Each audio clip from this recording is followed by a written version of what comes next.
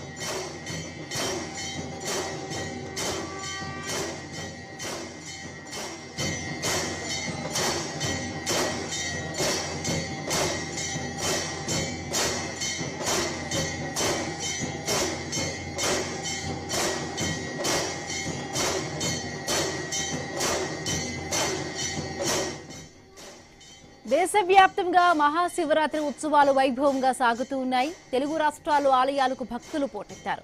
శైవ క్షేత్రాలు కిక్కిరిసిపోయాయి. భారీ క్యూ లైన్లు దర్శనమిస్తూ ఉన్నాయి. ఆలయాలు శివనామస్మరణతో మారుమోగుతూ ఉన్నాయి. ఆలయాల్లో ఆధ్యాత్మిక శోభ నెలకొంది. భక్తులు శివునికి ప్రత్యేక అభిషేకాలు, పూజలు నిర్వహిస్తూ ఉన్నారు. మొక్కులు చెల్లించుకుంటున్నారు.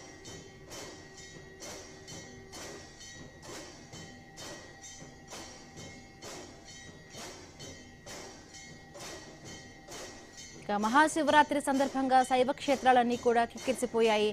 ఆలయాల్లో ఆధ్యాత్మిక శోభ నెలకొంది. భారీగా కూడా క్యూ లైన్లు దర్శనమిస్తూ ఉన్నాయి. రైట్, మరిన్ని పూర్తి అప్డేట్స్ మా కరెస్పాండెంట్ భార్గవ్ అందిస్తారు. భార్గవ్,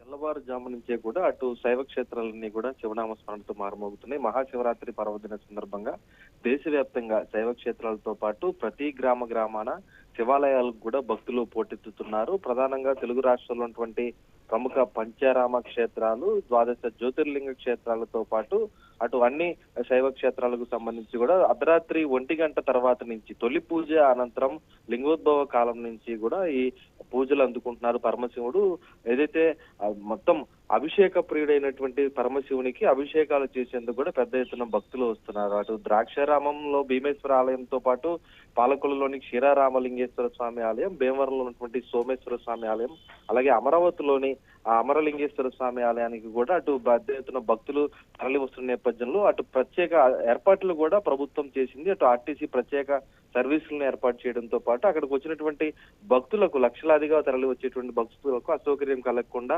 చలువ పందిళ్లు, తాగునీరు, పాలు వసతి సౌకర్యాలను కూడా, భోజన సౌకర్యాలను కూడా ఏర్పాటు చేయడం జరిగింది. దాతలు సైతం పెద్ద ఎత్తున వచ్చి భక్తులకు సేవలు చేసేందుకు వాలంటీర్లుగా, సేవా కార్యకర్తలుగా కూడా తరలి వచ్చినటువంటి పరిస్థితి కూడా ఉంది. అలాగే అఖండ గోదావరి మధ్యలో ఉన్నటువంటి పట్టిసాచలేశ్వర స్వామి, ఎవరైతే వీరభద్రేశ్వర స్వామి ఉన్నారో పట్టిసాచలం కొండ పైన ఆయన్ను దర్శించుకునేందుకు దాదాపు ఇప్పటికే అర్ధరాత్రి నుంచి కూడా 40,000 మందికి పైగా భక్తులు తరలి వచ్చారు. ఈ రోజు రాత్రి జాగరణ కల్లా కూడా మొత్తం 1,00,000 మంది వరకు భక్తులు వస్తారని అంచనా వేస్తూ కూడా గోదావరి వద్ద ఎటువంటి ప్రమాదాలు జరగకుండా గోదావరిపై పంటుల సహాయంతో కాలినడక మార్గాన్ని కూడా ఏర్పాటు చేశారు. అలాగే ఇసుక తిన్నెల్లో కూడా ఇసుక బస్తాలు వేసి భక్తులు నడిచేందుకు వీలుగా సౌకర్యాలు ఏర్పాటు చేసి ఎండా వేడిమి తగలకుండా కూడా అటు చెలువ పందిలు ఏర్పాటు చేయడం జరిగింది. అటు ఫైర్ సిబ్బంది, పోలీస్ సిబ్బందితో పాటు వైద్య సిబ్బంది కూడా అందుబాటులో ఉండి భక్తులకు ఏమైనా ఇబ్బంది కలిగినప్పటికీ కూడా వెంటనే సహాయం చేసేందుకు కూడా ఏర్పాట్లు చేయడం జరిగింది. అటు గోదావరి దాటి వెళ్లి మళ్ళీ తిరిగి దర్శనం చేసుకుని తిరిగి గోదావరి దాటి వచ్చే ఉభయ గోదావరి జిల్లాలతో పాటు రాష్ట్ర వ్యాప్తంగా అనేక ప్రాంతాల నుంచి భక్తులు వస్తున్నారు కాబట్టి ఎక్కడ అసౌకర్యం కలగకుండా అన్ని ఏర్పాట్లు చేయడం జరిగింది. వీటితో పాటు కోటప్ప కొండ క్షేత్రానికి ఈ రోజు పెద్ద ఎత్తున భక్తులు కూడా తరలి వస్తున్నారు. ఎందుకంటే కోటప్ప కొండలో ఘనంగా శివరాత్రి వేడుకలు ప్రారంభమవడం, అటు త్రికోటేశ్వరునికి బిందె తీర్థంతో తొలి పూజ ప్రారంభించి ఆ తర్వాత భక్తుల దర్శనాన్ని కూడా ప్రారంభించారు. దాంతో వేలాది భక్తులు క్యూలో నిల్చున్నారు. అటు గుంటూరు ఐజీ త్రిపాఠితో పాటు నరసరావుపేట ఎమ్మెల్యే చదలవాడ అరవింద బాబు కూడా ఉదయం తొలి పూజ అనంతరం కూడా కుటుంబ సభ్యులతో దర్శనం చేసుకొని అక్కడ ఉన్నటువంటి ఏర్పాట్లను కూడా పరిశీలించారు. ఈ విధంగా అటు ఆంధ్రప్రదేశ్ వ్యాప్తంగా కూడా అటు శైవ క్షేత్రాలని ఉదయం నుంచి కూడా బారులు తీరిన పరిస్థితి కూడా ఉంది. అటు తెలంగాణలో కూడా ఇదే విధంగా అటు శైవ క్షేత్రాలకు భక్తులు తరలి వెళ్తున్న నేపథ్యంలో ఈ రోజు రాత్రికి శివపార్వతుల కళ్యాణ మహోత్సవం కూడా అంగరంగ వైభవంగా నిర్వహించేందుకు అటు దేవాదాయ శాఖ కూడా అన్ని ఏర్పాట్లు పూర్తి చేసిందని చెప్పుకోవచ్చు. Bindu. Right, thank you Bhargav, thanks for the updates.